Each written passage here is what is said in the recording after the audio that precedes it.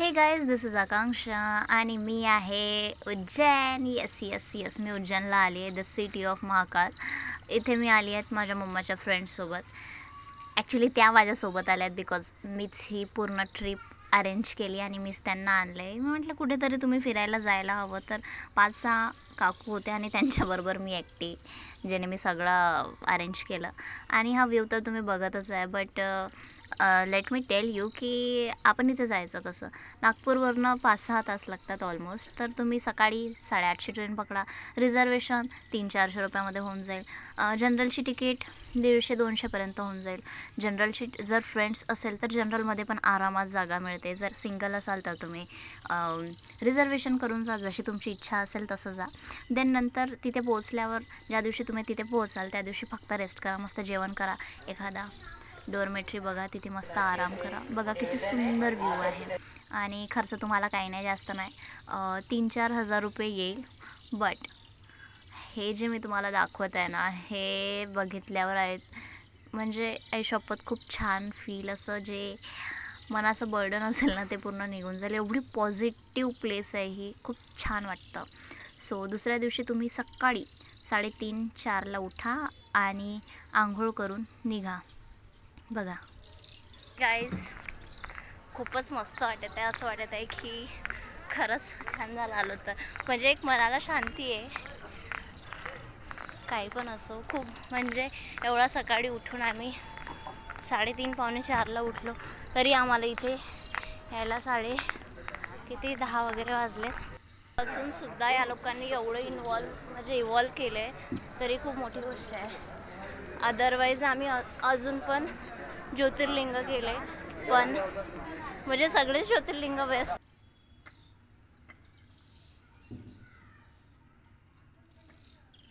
जेवणाचं पण तुम्हाला तुमचं बघावं लागेल. ओके, तर जेवण पण खूप छान स्वस्त मिळतं, फक्त परफेक्ट नाही मिळत. ओके, जसं बाहेर मिळतं तसंच.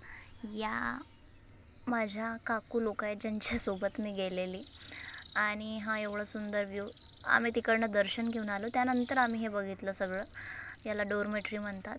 आणि आधी मी जायच्या वेळेस घाईत आणि यायच्या वेळेस घाईत, कारण मी एकटीच. कॅमेरा पण मला पकडायचा सवाद नाही, एवढा माझ्याकडे काही होतही नाही. कॅमेरामध्ये मी असंच शूट केलं आहे आणि तुम्हाला दाखवते.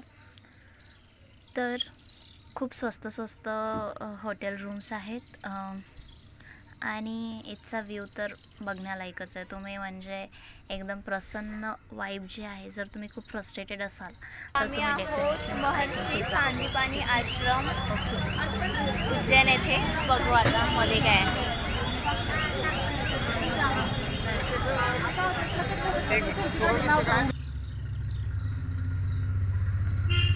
सो हे जे आश्रम आहे हे दाखवायला पर पर्सन 100 रुपये घेतात. म्हणजे 5-6 स्पॉट आहे तिथे. कालभैरव मंदिर वगैरे पण त्यामध्ये इन्क्लुडेड असतं. तर ते काका 5-6 किंवा 7-8 लोक घेतात आणि एक ट्रॅव्हलमध्ये तुम्हाला फिरवतात.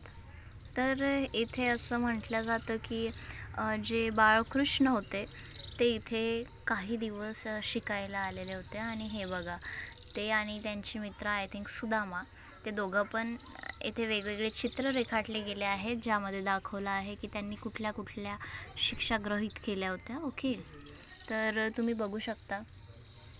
बघा, उज्जैनला तुम्हाला 2-3 दिवस. ओके, देन ओंकारेश्वर तुम्हाला 2-3 दिवस. आणि इंदोर पण जवळच आहे, भोपाळ पण जवळच आहे, महू पण जवळच आहे.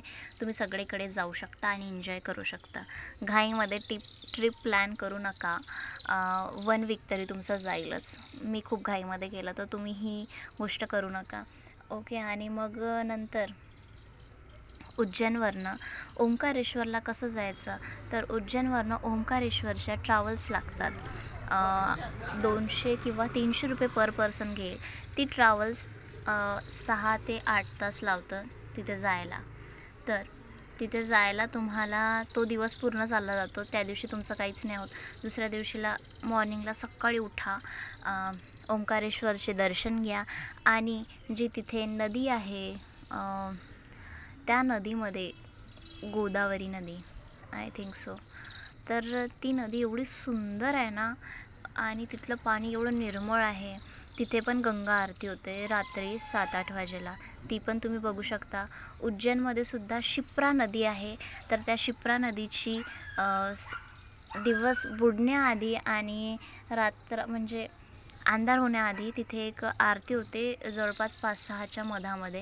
हां, तर ती आरती अटेंड करा आय थिंक सो. खूपच बेस्ट आरती आहे ती. खूप छान वाइब्स देते शिप्रा नदीची आरती. तर तुम्ही फक्त वेळेवर पोहोचा, ती आरती मिस नका करू. जसं गोदावरीची आरती होते नाशिकला, तसंच शिप्राची पण आरती होते उज्जैनला. हा जो माणूस आहे हा सांगत आहे की हा मंगळ मंगळ मंदिर होता ते काहीतरी, आणि तिथे ना पूजा केल्याने कोणाचा मंगळ दोष असतो किंवा शनी दोष असतो तर ते निघतात. तर ज्याला करायची असेल तर तुम्ही उज्जैनला जाऊन हे कार्य करू शकता. हे बघा, मंगळधाम मंदिर आहे, मंगलधाम मंदिर. तर इथे खूप सारे पंडित असतात आणि हे पूजा करून देतात तुम्हाला. ज्यांना करिअरविषयी किंवा लग्नाविषयी काही प्रॉब्लेम्स असतात किंवा अजूनही काही गोष्टी असतात, ज्यांचं बिलीव असतं त्यांना ह्या गोष्टी जास्त माहिती असतं. मला नाही माहिती जास्त यामध्ये काही. सो तुम्ही करू शकता हे इथे पण जाऊन. आणि जेवणाचं तर तुम्हाला पर डे जेवण तरी तिथे 200-300 रुपयाला पडेल. ओके, तर तुमचा बजेट तरी जाईल 4-5 हजारापर्यंत 1 वीकचं. हे बघ, एवढं सुंदर ज्योतिर्लिंग इथे पण होतं आणि हे इथे पूजा सुरू होती त्या ज्योतिर्लिंगाची. जे ते दुसरे लोक होते ते करत होते, सो मी कॅप्चर केलं आहे. Definitely me I think so 5 ते 6 ज्योतिर्लिंग झालेत माझे. 5 ज्योतिर्लिंग झालेत, पण उज्जैनसारखं ज्योतिर्लिंग मी नाही बघितलं. आता आम्ही आलो आहेत कालभैरव मंदिर. इथे जे कालभैरव आहे शिवजीचं रौद्र रूप, त्यांना तिथे दारू चढवतात. ओके, तर तिथेच दारू मिळते आणि ती दारू प्रसादाच्या रूपमध्ये देतात पण लोकांना, प्रसाद म्हणून वाटतात. तर कालभैरव मंदिर पण खूप पुरातन आहे आणि खूप छान त्याचं इन्फ्रास्ट्रक्चर आहे. ते इसवी सन पूर्वच असेल कितीतरी, ते नाही माहिती मला, पण खूप छान वाईब होती. आणि इथे पण फार जास्त गर्दी असते. तर तुम्हाला दर्शन करायला 2-3 तास तरी इथे पण निघून जातात. तर म्हणून 1 वीक ट्रिप प्लॅन करून जा. आणि नागपूरवरून फार स्वस्त आहे, इथे तुम्ही कधी पण जाऊ शकता. So thank you for watching guys. Love you.